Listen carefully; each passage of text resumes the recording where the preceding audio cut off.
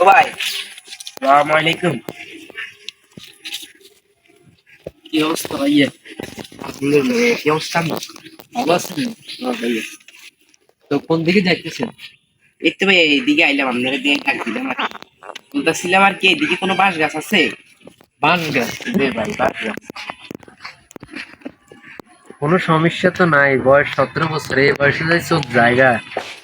এইগুলো কি সব তো বড় বাঁশ, কানালা বাঁশ সব আছে। ওরে ভাই, এতগুলা বাঁশ থাকতে আপনার পিছন দিয়ে একটা দিয়ে না দিবেন রে ভাই।